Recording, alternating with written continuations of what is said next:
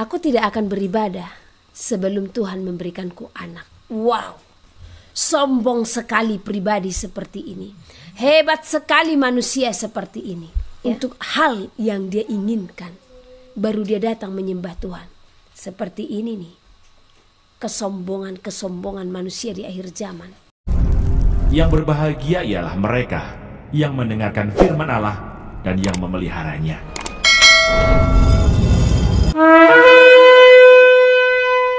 Banyak orang di seluruh bumi lupa untuk mengucap syukur kepada Elohim.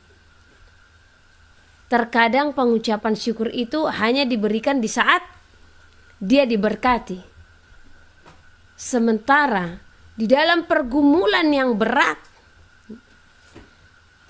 di sana pun kita harus mampu mengucap syukur, karena setiap persoalan, setiap pergumulan, ya, pencobaan yang kita hadapi, sesungguhnya itu untuk mendewasakan kita secara iman. Jadi kita harus tetap mengucap syukur, walau apapun yang ada di hadapan kita, sekalipun itu ganjaran-ganjaran yang kita terima, ya, yang kita hadapi. Terlebih di saat kita melakukan kesalahan. Ya. Sering sekali kita umat manusia melakukan kesalahan tanpa disadari ganjaran itu sesungguhnya ada.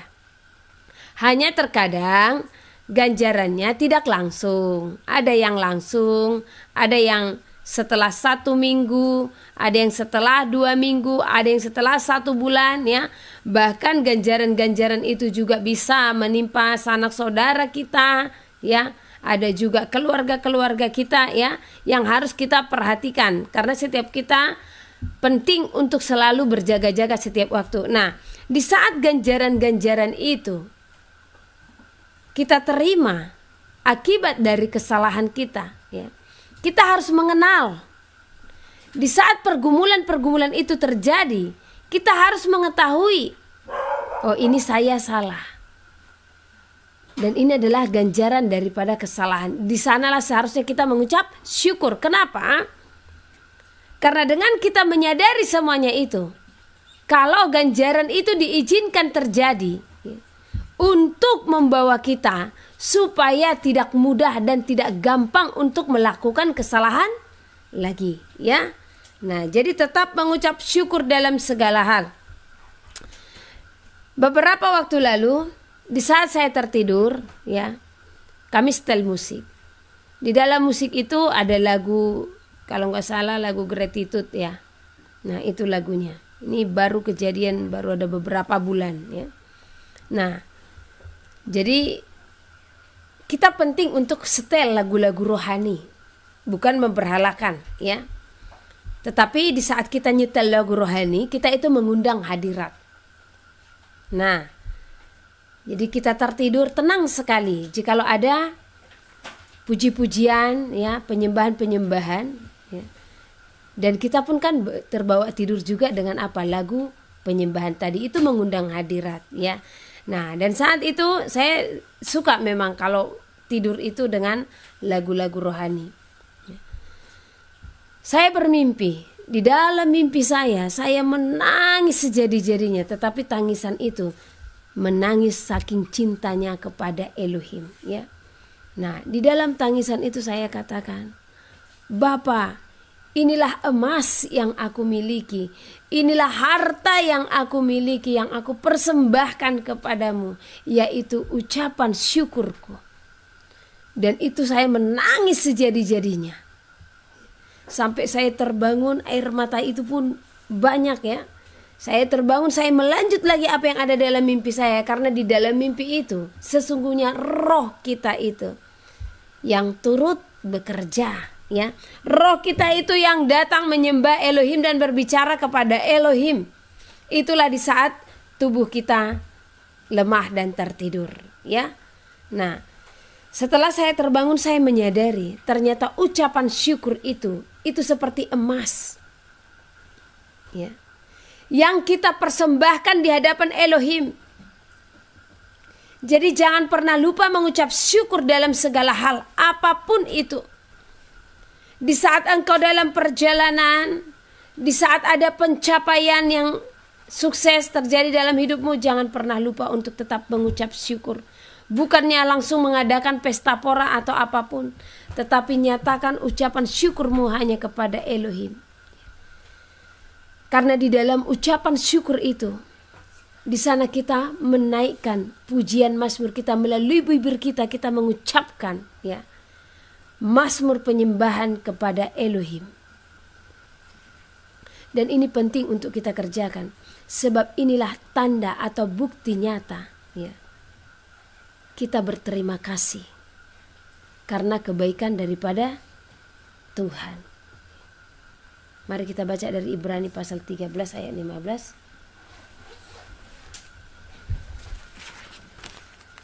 Tetap cek jaringan tadi. Tetap cek jaringan. Ibrani pasal 13 ayat 15. Mohon maaf ya, di sini memang selalu kendala jaringan. Ya. Jadi kita langsung to the point ini.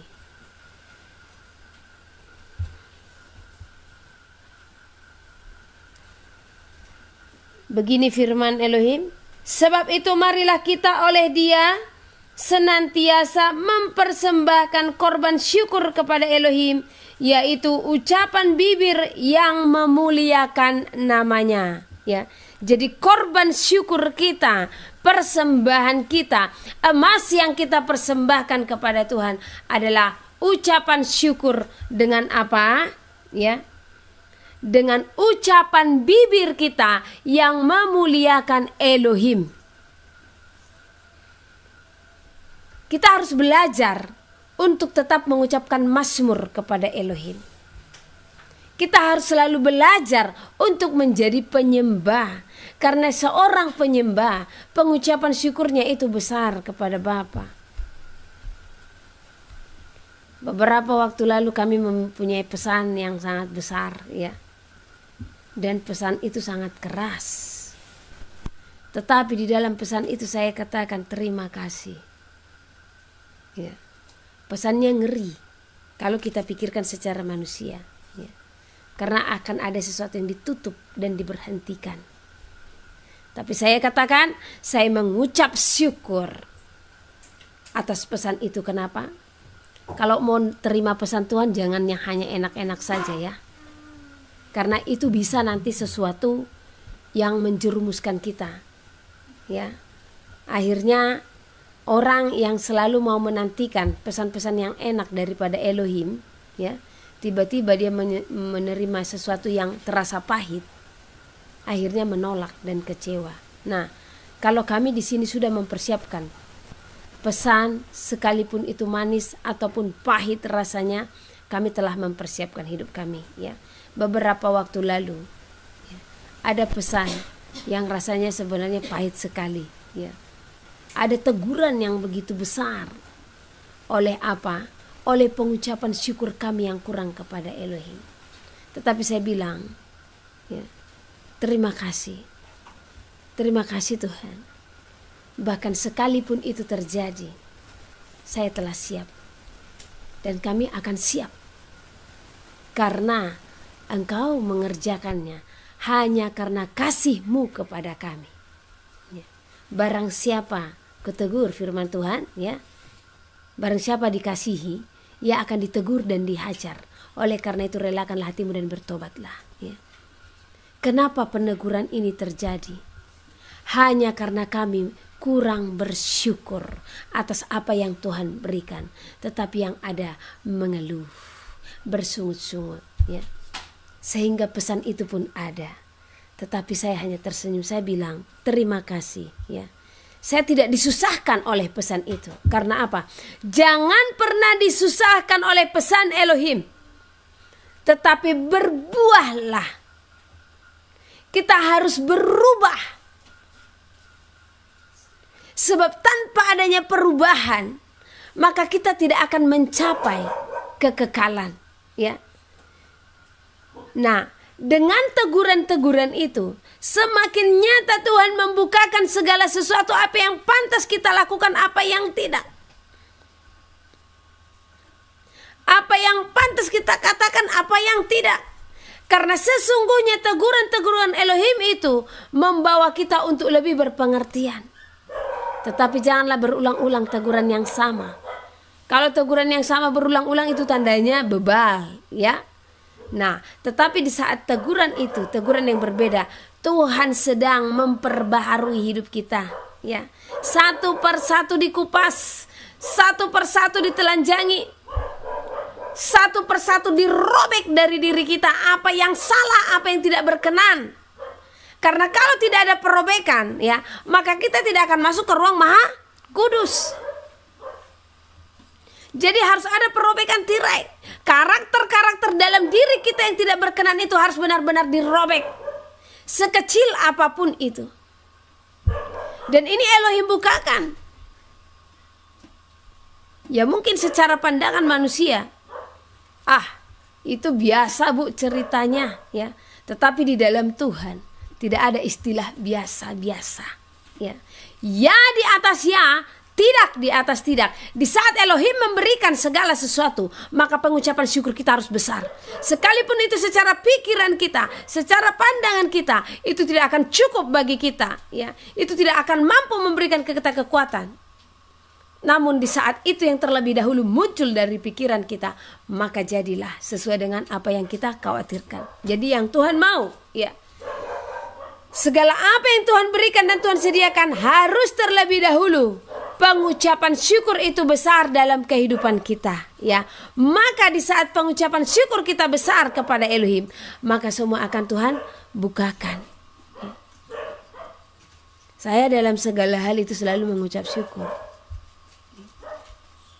Kalaupun saya pergi ke satu tempat, saya capek, ya.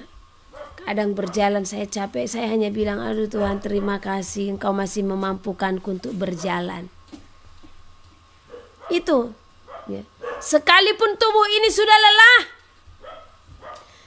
tetapi nafas ini masih Tuhan berikan, saya selalu katakan terima kasih Tuhan. Sekarang aku bisa beristirahat, ya. Di saat melewati jalan saja, terima kasih Tuhan Engkau menghantarkan kami ke tempat ini. Jadi harus mengucap syukur dalam segala hal. Di saat ada ujian Engkau hadapi hari ini, tetap katakan terima kasih Tuhan ada ujian ini, karena semakin menguatkan aku.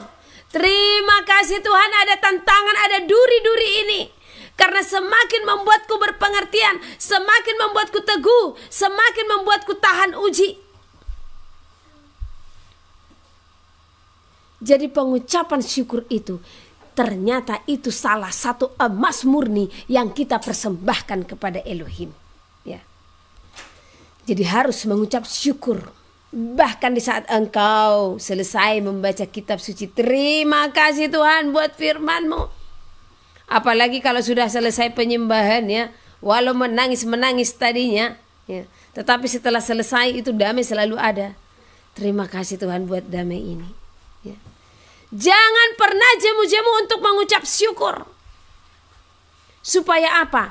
Engkau dicukupkan dengan apa yang ada padamu, asalkan cukup makan dan pakaianmu.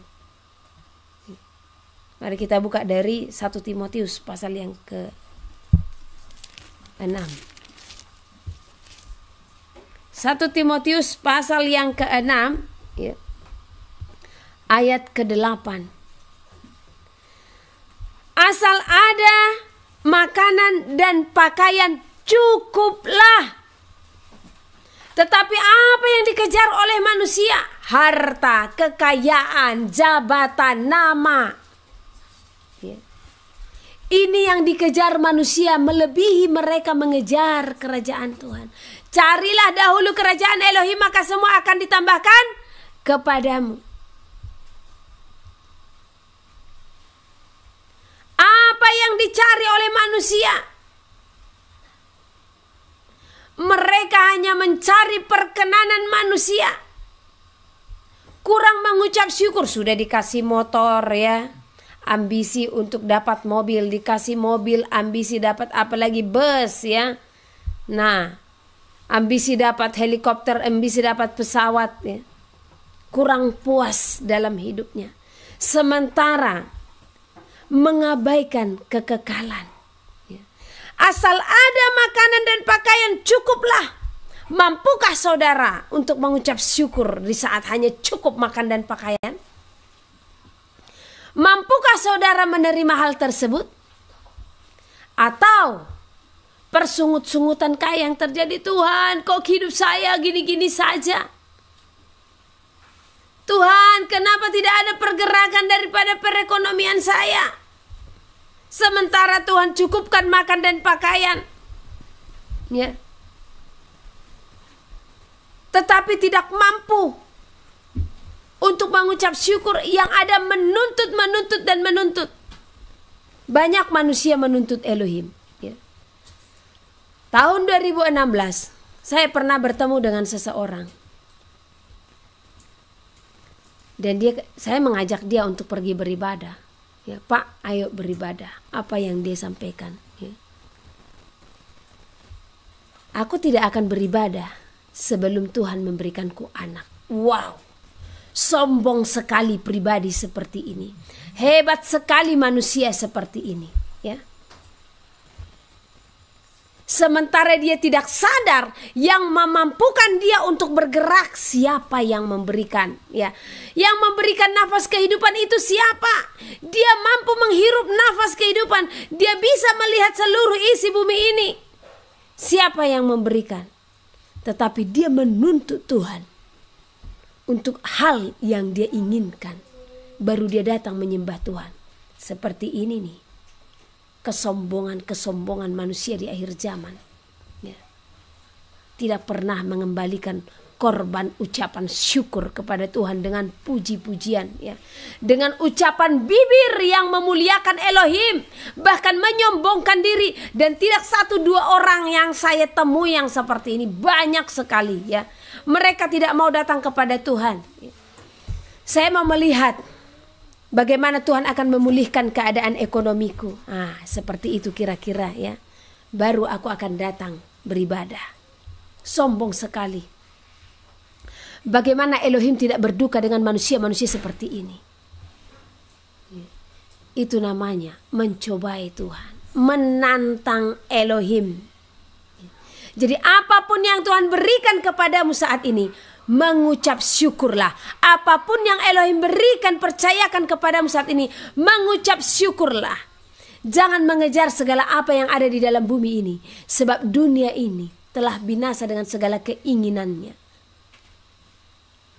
Kita akan baca dulu dari ayat 7. Nanti ini mundur-mundur ayatnya ke ayat 6 kayak 1 ya. Ayat 7. Sebab kita tidak membawa sesuatu apa ke dalam dunia, dan kita pun tidak dapat membawa apa-apa keluar.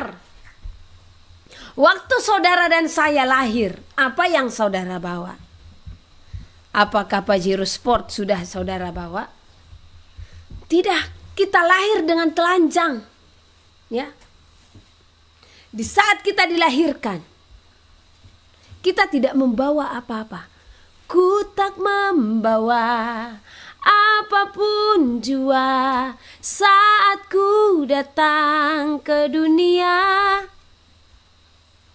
Ku tinggal semua. Apa lagi? Pada akhirnya saat ku kembali ke surga.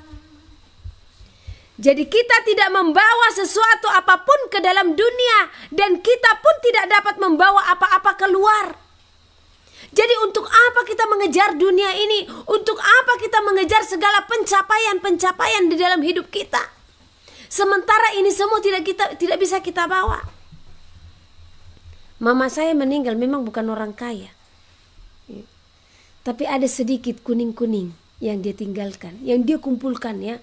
Bahkan dia mengirit hidupnya. Ya, mengirit, bukan hidupnya ya. Selama hidupnya dia mengirit untuk memakan segala sesuatu ya. Karena saya pernah bilang sama mama saya, mama sudah tua ya. Itu bisa lah diputik dikit-dikit itu yang kuning-kuningnya ya. Beli ini, kayak nikmati aja hidup selama masih ada kesempatan ya. Tetapi tidak. Dia memiliki ya perencanaan, perancangan untuk pencapaian sesuatu hal. Tetapi dia tidak tahu hidupnya di tangan Tuhan. Dan banyak manusia seperti ini, bukan hanya mama saya ya. Masih enak kalau hidup di dalam Elohim. Ya. Akhirnya apa? Mama saya meninggal di usia 60, masih muda ya. Ditinggal semua ini, nggak dibawa ternyata, ya. Nggak ada yang dia bawa.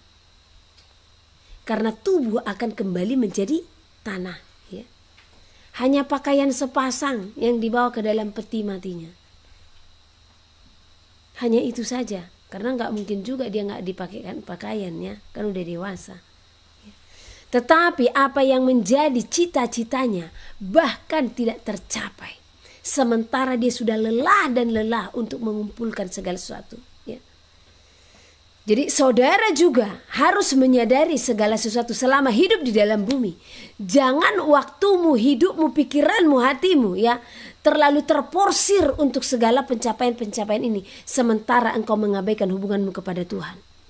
Apa yang kamu capai di dalam bumi ini? Semuanya itu akan menjadi sampah. Semuanya itu akan binasa. Tetapi pencapaianmu di dalam Elohim akan memberikan hidup kekal. Ini yang harus kita capai. Ini yang harus kita raih. Ya. Ayat 9. Tetapi mereka yang ingin kaya terjatuh ke dalam pencobaan, ke dalam jerat dan ke dalam berbagai-bagai nafsu yang hampa dan mencelakakan, yang menenggelamkan manusia ke dalam keruntuhan dan kebinasaan. Sekali lagi saya baca.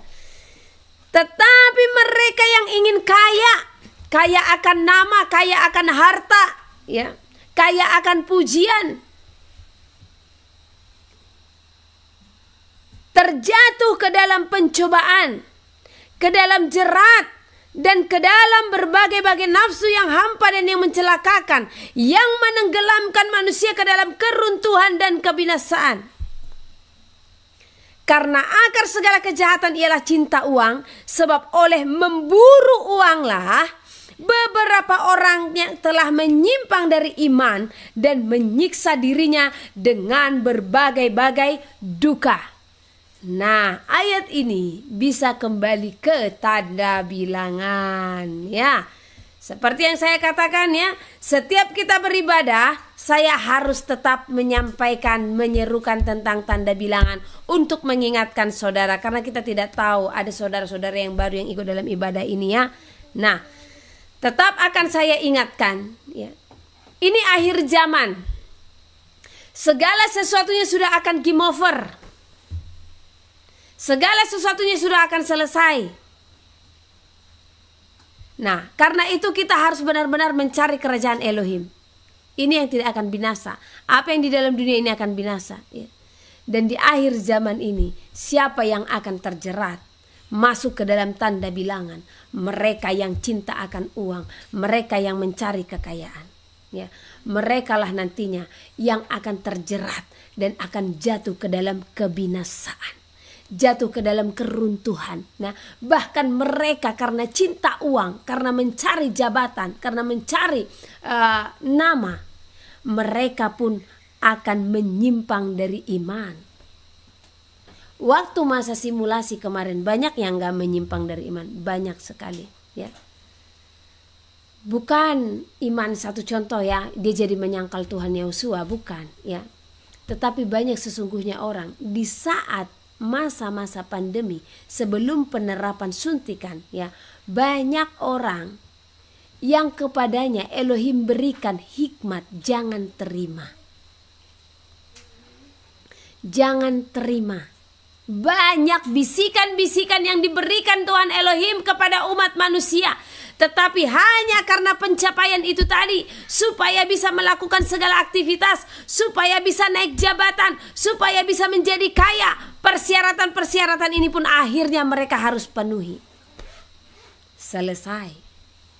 Ya. Akhirnya apa? Terjebak dan terjerat. Ya. Begitu juga nanti di saat tanda bilangan itu. Ya. Engkau yang mau menjalankan bisnismu, engkau yang mau naik jabatan, tanda tangan dulu, sahkan dulu ini ya. Engkau yang hendak mengembangkan bisnismu, supaya produk-produkmu bisa keluar di pasaran, bisa terjual habis, maka engkau harus menerima ini. Karena engkau tidak bisa menjual dan membeli tanpa tanda ini. Jadi orang yang cinta akan uang dan orang yang mencari dan mengejar kekayaanlah yang akan terjerat kepada tanda bilangan tersebut. Dan pada akhirnya pun mereka menyangkal iman mereka. Karena tanda bilangan itu di saat diterima sudah selesai. Jadi hati-hati. Dari hari ini, hendaklah engkau mengucap syukur atas apapun yang Elohim berikan kepadamu. Jangan mengejar dunia ini lagi. Karena dunia ini sedang binasa dengan segala keinginannya. Ya, tidak ada waktu lagi. Tinggal sedikit waktu. Dan hanya sedikit waktu lagi bagi setiap umat manusia. Ya. Jadi apapun yang kau peroleh hari ini, bahkan sekalipun engkau makan, bahkan sedikit pun yang engkau makan, mengucap syukur, jangan bersungut-sungut. Ya. Tetap percaya kedaulatan Tuhan bekerja atas hidup saudara dan saya. Apapun yang engkau lakukan, minum saja mengucap syukur. Terima kasih Tuhan. Dengan air yang kau berikan, yang merupakan sumber kehidupan, rasa dahaga sudah lepas. Ya. Tetap mengucap syukur. Seberapa jahat pun orang di sekelilingmu, tetap mengucap syukur. Seperti yang saya katakan, sekalipun orang-orang jahat di sekelilingmu, mengucap syukurlah karena engkau masih kuat untuk bertahan dan berdiri. Ya. Dan minta kekuatan daripada Elohim supaya engkau mampu untuk teguh berdiri. Ya. Jangan pernah khawatir akan apapun juga. Ya. Tetapi nyatakanlah segala sesuatu dalam ucapan syukurmu kepada Elohim. Ya. Segala doa dan permohonanmu sampaikan kepada Elohim. Ya. Mari kita buka dari Filipi pasal yang ke-4.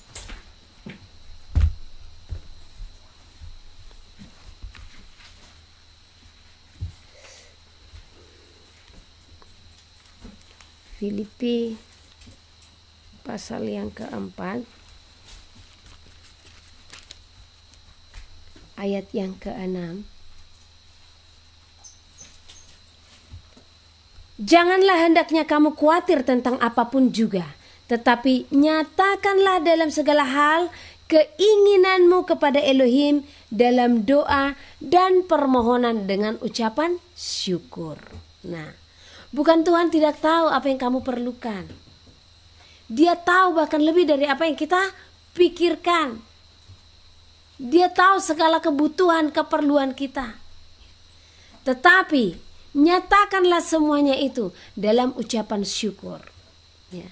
Bapa di dalam surga, Engkau yang bertata, Engkau yang berkuasa, terima kasih buat segala apa yang Kau sediakan pada hari ini. Dan Engkau Tuhan yang tahu, satu contoh ya, itu hanya sedikit yang Tuhan sediakan ya. Engkau Tuhan yang tahu lebih daripada apa yang kami pikirkan. Dan Engkau Tuhan yang tahu apa yang kami perlukan. Engkaulah yang menyediakannya bagi kami. Kami percaya dan berserah penuh hanya kepadamu. Tetapi ingat, di dalam ucapan syukur bukan menuntut. Ya. Jangan pernah menuntut apapun daripada Elohim. Ya. Kebanyakan manusia menuntut tetapi tidak bertindak, tidak berbuat. Ya. Banyak orang menuntut sementara perbuatannya kepada Tuhan nol. Bagaimana kita bisa meminta kepada Tuhan hal yang demikian? Ya. Kerjakan dulu apa yang menjadi bagianmu. Maka engkau akan melihat Tuhan akan mengerjakan apa yang menjadi bagiannya dalam kehidupan kita. Lebih banyak satu yang kita kerjakan, beribu-ribu yang Tuhan kerjakan dalam hidup kita. Benar. Ya. Pernah gak menyadari hal itu? Sungguh luar biasa dia memelihara setiap umatnya. Tidak dibiarkannya tergeletak.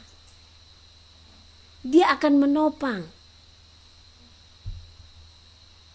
Dia akan tetap menuntun. Lihat Ayub. Itu contoh yang diberikan kepada kita. Supaya apa? Supaya di dalam setiap pergumulan kita, supaya di dalam setiap persoalan kita, pencobaan yang kita hadapi, ya, kita melihat, bercermin kepada Ayub. Sudahkah pergumulanmu melebihi Ayub? Tidak ada yang tercatat, ya, pergumulan melebihi Ayub. Tidak ada. Ya. Tetapi bagaimana Ayub tetap bisa untuk mengucap syukur dalam segala keadaannya. Dia tetap mampu untuk menyembah Elohim. Ya, dia tetap mampu untuk mengucapkan ucapan syukur dari bibirnya untuk memuliakan Elohim. Apapun keadaan kita, tetaplah ucapkan syukur. Jangan pernah khawatir. Serahkan kekhawatiranmu hanya kepada Tuhan. Serahkan semuanya itu. Ya, karena dialah Elohim yang akan bertanggung jawab atas hidup kita. Ya. Dialah yang bertanggung jawab sepenuhnya atas hidup kita. Ya.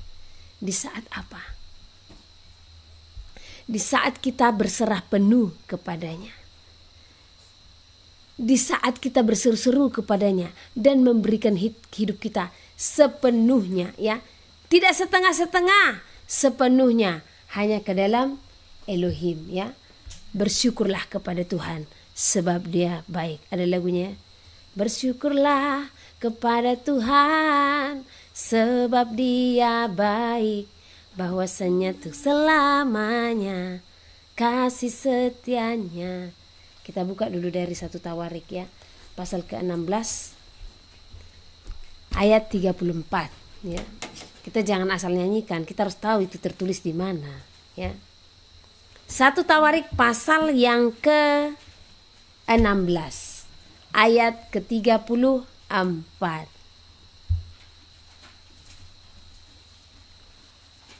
Oke. Bersyukurlah kepada Tuhan sebab Ia baik, bahwasanya untuk selama-lamanya kasih setianya. Untuk selama-lamanya kasih setianya. Jadi bukan tidak sementara kasih setianya. Kalaupun saat ini, hari ini, jawaban doamu tidak Tuhan bukakan, tidak Tuhan jawab, ya. Di sana bahkan Tuhan mau melihat seberapa besar kita mengucap syukur di saat bahkan doa-doa kita tidak dijawab. Kalau doa kita dijawab, kita mengucap syukur, itu kan biasa, ya. Itu hal yang biasa. Tetapi bagaimana di saat doamu tidak terjawab, mampukah engkau mengucap syukur kepada Elohim? Saya pernah mengalami ini, ya. Di situ peperangan habis dalam diri saya, ya. Menarik saya untuk kecewa, saya untuk tetap takut akan Elohim, ya.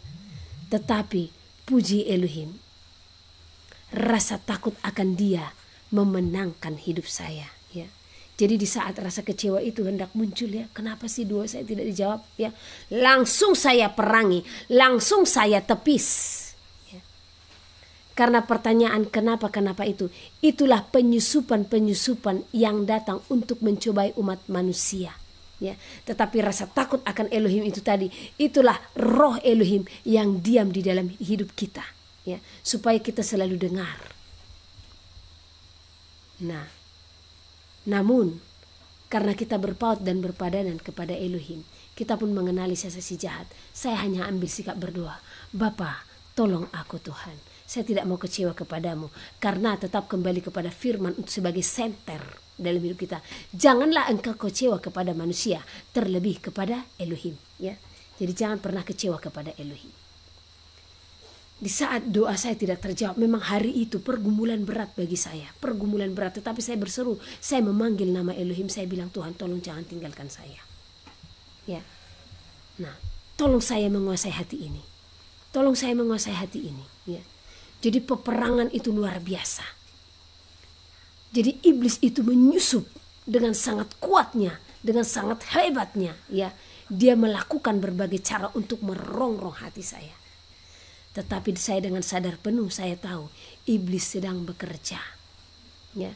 Di saat doa saya tidak terjawab, disitulah, ya, saya datang menyerah kepada Tuhan. Saya katakan, Bapa, aku tidak mau kecewa akan Engkau. Bapa, aku tidak mau meninggalkanmu. Tidak ada alasan bagiku untuk kecewa kepadamu. Saya mengingat kata-kata ini, ya. tidak ada alasan untuk kecewa kepada engkau. Ya.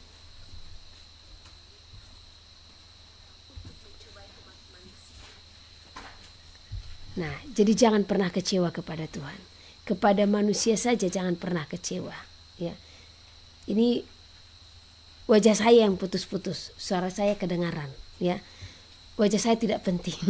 Yang penting suaranya saja didengarkan ya. Nah, oke. Ya.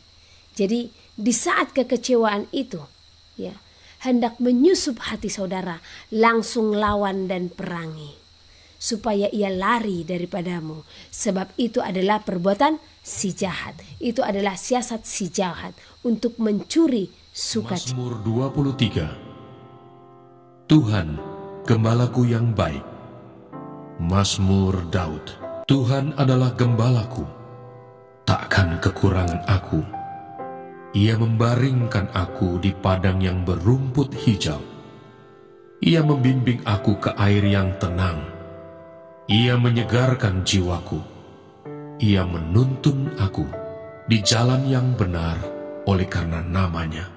Sekalipun aku berjalan dalam lembah kekelaman, aku tidak takut bahaya, sebab engkau besertaku. Gadamu dan tongkatmu, itulah yang menghibur aku. Engkau menyediakan hidangan bagiku di hadapan lawanku. Engkau mengurapi kepalaku dengan minyak, pialaku penuh melimpah. Kebajikan dan kemurahan belaka akan mengikuti aku seumur hidupku, dan aku akan diam dalam rumah Tuhan sepanjang masa. Mazmur 24. Kedatangan Raja Kemuliaan dalam bait Allah. Mazmur Daud. Tuhanlah yang empunya bumi serta segala isinya, dan dunia serta yang diam di dalamnya.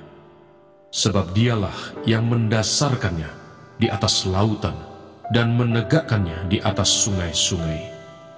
Siapakah yang boleh naik ke atas gunung Tuhan? Siapakah yang boleh berdiri di tempatnya yang kudus? Orang yang bersih tangannya dan murni hatinya, yang tidak menyerahkan dirinya kepada penipuan, dan yang tidak bersumpah palsu. Dialah yang akan menerima berkat dari Tuhan dan keadilan dari Allah yang menyelamatkan dia. Itulah angkatan orang-orang yang menanyakan dia, yang mencari wajah-Mu, ya Allah Yakub. Angkatlah kepalamu, hai pintu-pintu gerbang, dan terangkatlah kamu, hai pintu-pintu yang berabad-abad, supaya masuk Raja Kemuliaan. Siapakah itu Raja Kemuliaan? Tuhan, jaya dan perkasa. Tuhan, perkasa dalam peperangan. Angkatlah kepalamu, hai pintu-pintu gerbang, dan terangkatlah kamu, hai pintu-pintu yang berabad-abad, supaya masuk Raja Kemuliaan. Siapakah dia itu, Raja Kemuliaan? Tuhan semesta alam, dialah Raja Kemuliaan. Mazmur 25. Doa mohon ampun dan perlindungan. Dari Daud. Kepadamu ya Tuhan, kuangkat jiwaku. Allahku, kepadamu aku percaya. Janganlah kiranya aku mendapat malu. Janganlah musuh-musuhku beria-ria atas aku. Ya, semua orang yang menantikan Engkau takkan mendapat malu. Yang mendapat malu ialah mereka yang berbuat khianat dengan tidak ada alasannya. Beritahukanlah jalan-jalan-Mu kepadaku ya Tuhan. Tunjukkanlah itu kepadaku. Bawalah aku berjalan dalam kebenaran-Mu, dan ajarlah aku, sebab Engkaulah Allah yang menyelamatkan aku.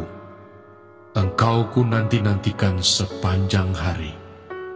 Ingatlah segala rahmat-Mu dan kasih setia-Mu ya Tuhan, sebab semuanya itu sudah ada sejak purbakala.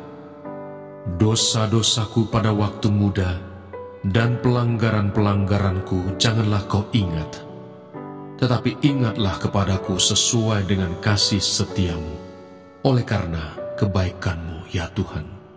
Tuhan itu baik dan benar, sebab itu Ia menunjukkan jalan kepada orang yang sesat. Ia membimbing orang-orang yang rendah hati menurut hukum, dan ia mengajarkan jalannya kepada orang-orang yang rendah hati.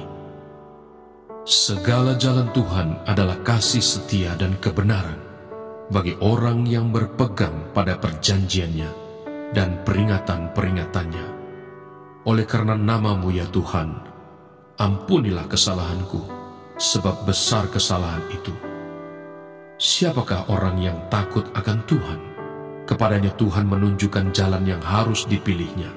Orang itu sendiri akan menetap dalam kebahagiaan, dan anak cucunya akan mewarisi bumi. Tuhan bergaul karib dengan orang yang takut akan Dia, dan perjanjiannya diberitahukannya kepada mereka.